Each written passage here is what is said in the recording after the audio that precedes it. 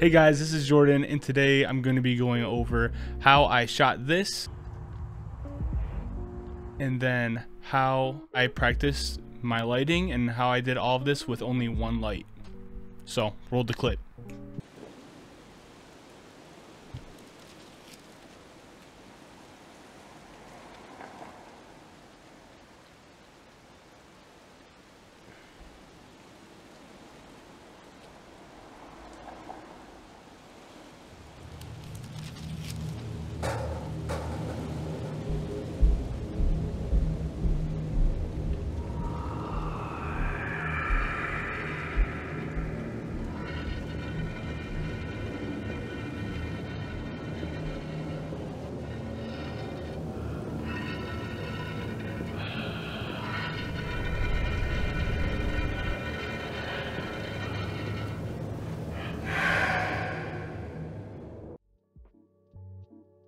I'm going to show you a little bit of what we're setting up here.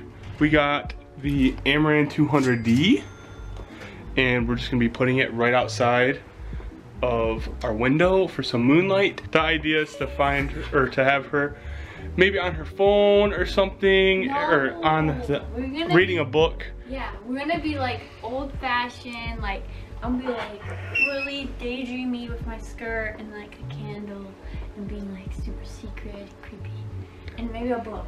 Well, I guess we're gonna be doing that.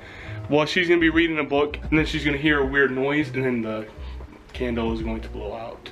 So that's pretty much the extent of what we got, and we're gonna see what happens. So we're about to use this candle to shoot our shots of, this is the hallway scene.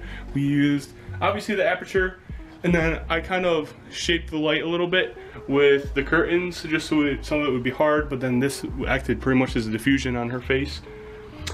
So that was pretty sick. And then that was like where we shot the reading shots with the candle and the moonlight.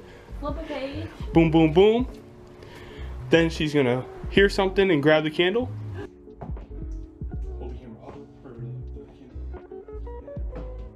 But yeah, that was just some of the stuff and like the process behind it.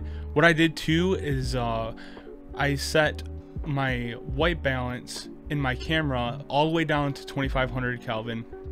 And then that really made that moonlight feel so that I really didn't have to do too much in post.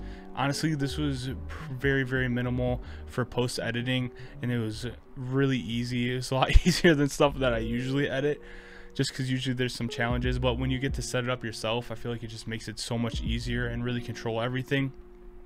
And I realized halfway through the shoot that I was like, you know what would be so much better is if I added haze to it. Like, just haze, it just adds the little bit of just texture and just something to it that is just better than without it. My wife was like, oh my gosh, we really have to reshoot this entire thing. And I was like, yeah. That's too much. Yeah, I think it will just look a lot better if we do that.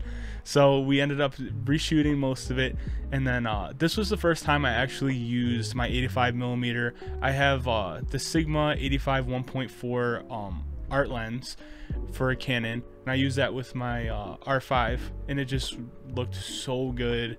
Like, I regret not using that more because it just adds so much that I just can't even explain.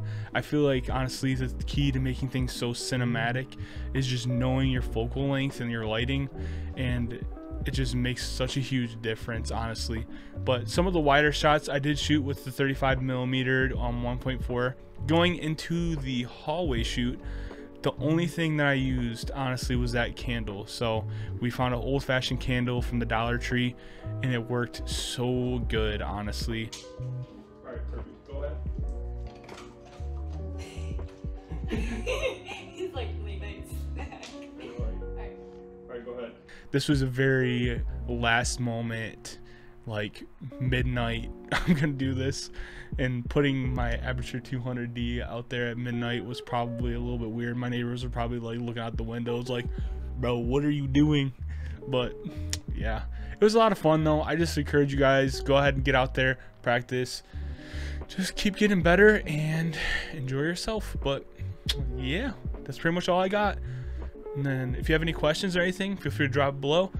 like, subscribe, do all that jazz. You already know it, but yeah. All right, I'll talk to you later. Peace.